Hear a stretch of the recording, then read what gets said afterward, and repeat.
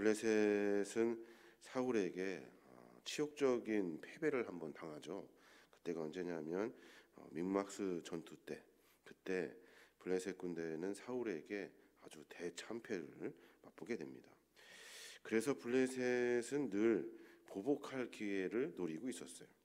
마침 이 사울의 통치력이 약화됐을 때를 기해서 이스라엘을 침공하려고 지금 진을 치고 있는 겁니다. 1대1로 이렇게 정면으로 이렇게 대치하는 상황이 아니라 어떤 골짜기를 사이에 두고 양쪽 군대가 서로 이렇게 진을 치고 있는 겁니다.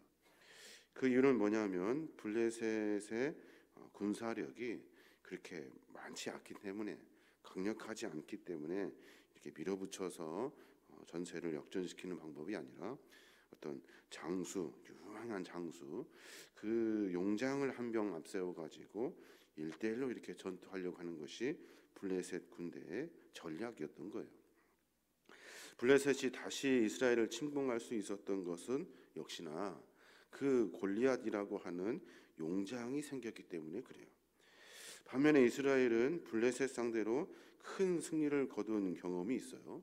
그래서 블레셋의 침공을 그렇게 두려워할 일이 아닌데 사울은 블레셋 침공에 마음이 쓰입니다. 그리고 또 온 이스라엘 백성들이 용장을 보고서 그 골리앗을 보고 그냥 일순간에 전세가 꺾여가지고 모든 이스라엘 백성들이 두려움에 휩싸이게 되는 거예요. 블레셋을 이겼던 이스라엘 군대가 왜 갑자기 두려움에 떨게 되었는지 오늘 본문을 통해서 성경은 우리에게 분명히 가르쳐 줍니다. 그 첫 번째 이유가 뭐냐면 하나님을 의지하는 자들은 하나님을 통해서 힘을 얻어야 하는 거예요. 근데 그것을 싹 잃어버리고 자기가 가진 어떤 힘, 어떤 군사력, 어떤 가지고 있는 어떤 여러 일들, 그걸 가지고 자기를 자랑하려고 했을 때, 그때 우리 안에 세상에 더 큰 것이 보이게 되고 세상에 더 위대한 것이 보이게 되면서 우리 안에 두려움이 휩싸이게 되는 거예요.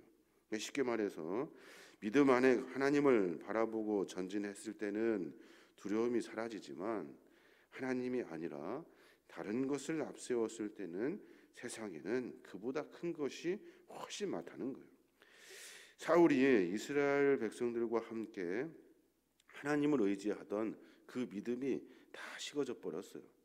사울이 그러니 이스라엘 백성도 마찬가지로 믿음이 다 약해졌어요.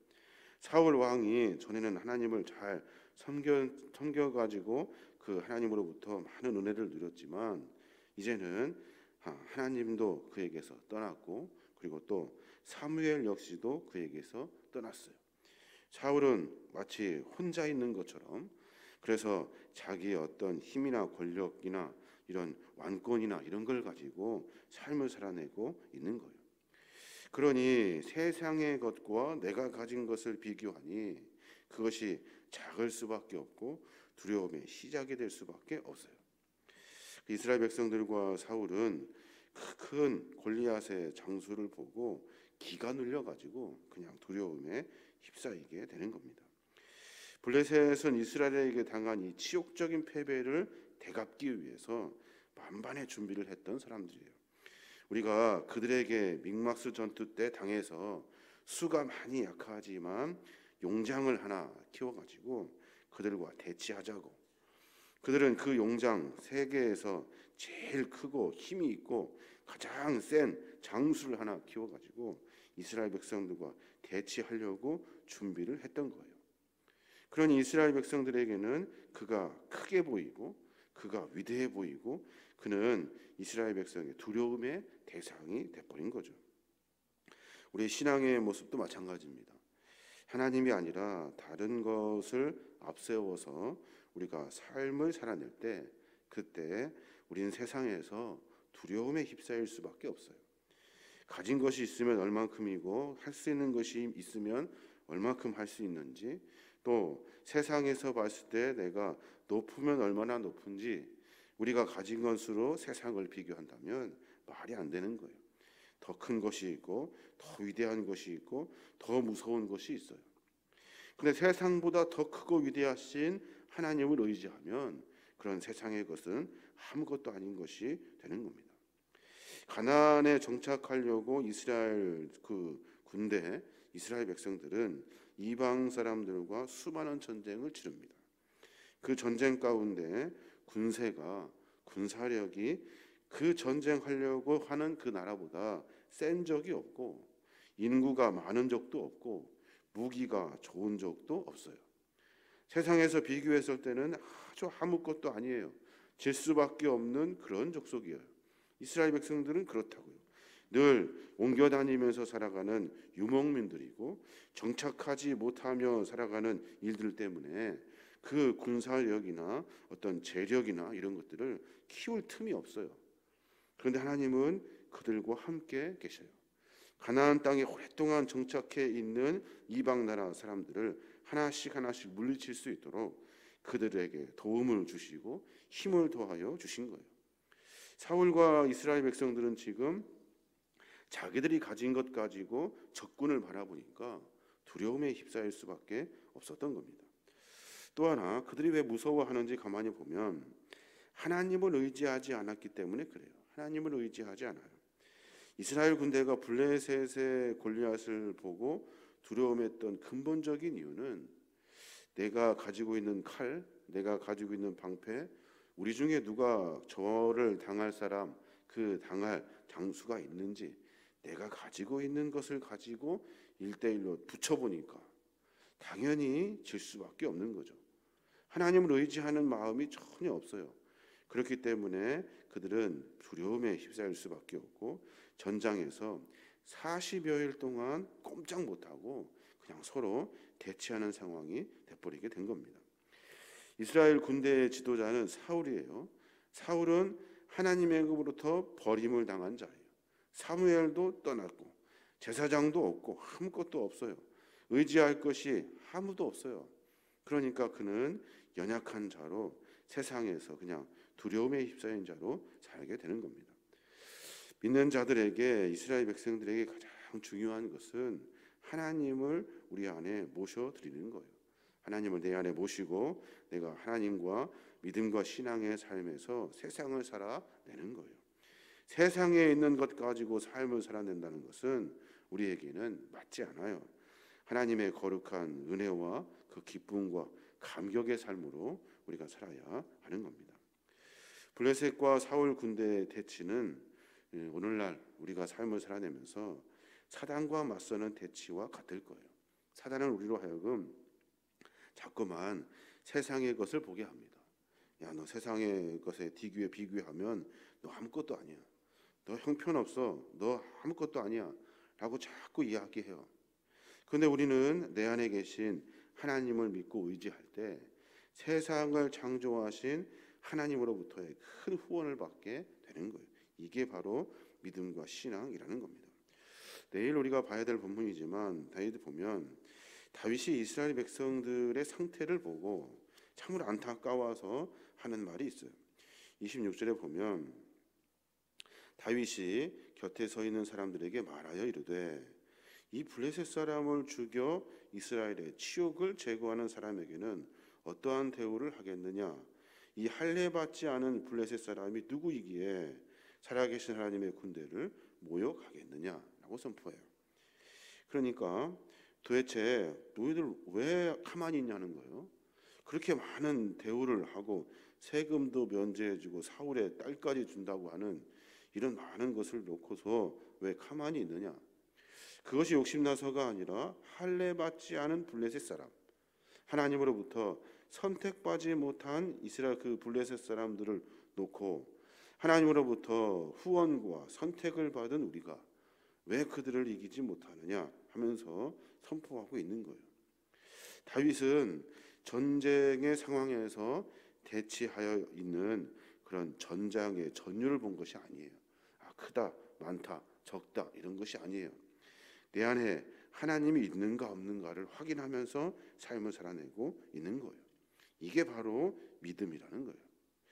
세상은 여러 가지로 어렵고 힘들고 고되고 그리고 또 크고 많고 세상의 것과 내가 가진 것을 비교한다면 아무것도 아니에요.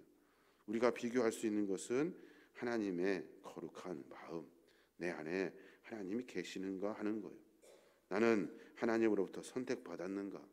내가 할례를 받은 자로서 하나님이 내 안에 계시는가? 이것이 가장 중요하고 소중한 일이에요. 다윗은 지금 그 이야기를 하고 있는 거예요. 이스라엘 백성들의 삶의 여정을 가만히 보면 참 어리석기 짝이 없어요. 성경을 가만히 들여다보면 저러다가 저거 멸망하고 다 죽을 것인데 라고 생각하면 반드시 그들은 넘어지고 말아요. 왜냐하면 그들 안에 사라지는 것이 무엇이냐면 하나님을 섬기는 믿음이 사라져요. 성경은 믿음이 사라지고 하나님을 바라보는 소망이 사라지면 그의 인생의 삶 속에서 두려움과 어려움이 닥치게 되는 거예요. 이스라엘 역사가 그렇게 돌아가요. 성경은 하나님과 늘 함께하기를 소망하는 마음으로 성경을 기록하고 그것을 읽는 모든 사람들이 하나님의 그 살아계심, 우리의 삶 가운데 깊이 개입하심을 만나게 하는 겁니다. 우리의 삶 속에서 무엇을 두려워하고 있는지 한번 스스로에게 물어볼 필요가 있어요. 우리가 하나님을 두려워하지 않고 세상의 다른 것을 두려워한다면 우리 안에 믿음이 없는 거예요. 믿음 있는 사람은 두려움을 갖지 않습니다. 믿음 있는 사람은 세상에서 내 모습이 약하여진 모습으로 보여지지 않아요. 어려운 일인 것 같아요. 그러나 하나님은 우리에게 분명히 말씀하셔요. 블레셋 사람들을 보고 크게 두려워하고 놀란 이유는 하나님보다 블레셋이 훨씬 더 커 보였기 때문에 그래요. 내 안에 하나님을 가까이 두지 못했기 때문에 블레셋을 더 가까이 있었기 때문에 블레셋이 훨씬 더 커 보이게 되는 겁니다. 오늘 하루의 삶 가운데 그런 고백이 좀 있었으면 좋겠습니다.